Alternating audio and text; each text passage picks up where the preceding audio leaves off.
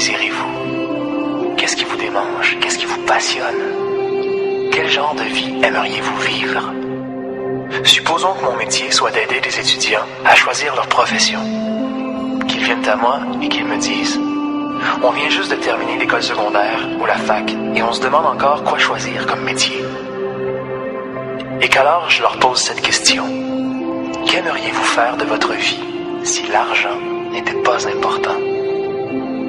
Comment, si vous aviez le choix, voudriez-vous vivre votre vie? C'est si incroyable de constater qu'en tant que produit de notre système d'éducation, une foule d'étudiants répondent « C'est certain que je voudrais être peintre, que je voudrais être poète, que je voudrais être écrivain. » Mais que comme tout le monde le sait, on ne peut pas gagner sa vie comme ça.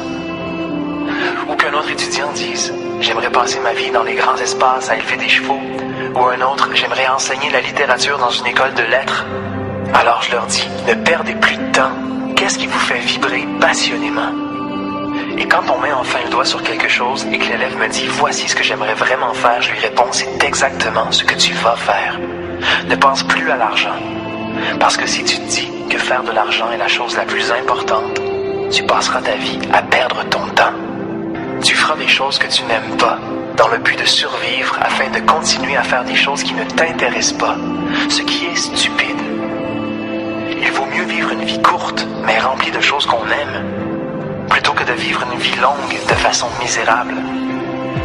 Et après tout, si tu aimes vraiment ce que tu fais, peu importe ce que c'est, éventuellement, tu en deviendras un maître. La seule façon de devenir un maître dans ce qu'on fait, c'est de s'y consacrer complètement. Et quand on maîtrise son métier, c'est possible d'en être bien payé, peu importe ce que c'est. Alors ne t'en fais pas trop pour l'argent. Peu importe ce qui t'intéresse vraiment, tu trouveras une façon d'en vivre. Mais c'est absolument stupide de perdre son temps à faire des choses que tu n'aimes pas, dans le but de continuer à faire des choses qui ne t'intéressent pas, et ainsi de suite, pour ensuite enseigner à tes enfants à faire la même chose. Tu vois, ce qu'on fait, c'est qu'on enseigne à nos enfants à vivre le même genre de vie qu'on a vécu, afin qu'ils puissent un jour se justifier et trouver une satisfaction dans le fait d'enseigner à leurs enfants, à bien enseigner à leurs enfants, à faire la même chose. C'est une suite sans fin qui n'aboutit jamais. C'est pourquoi il est si important de considérer cette question.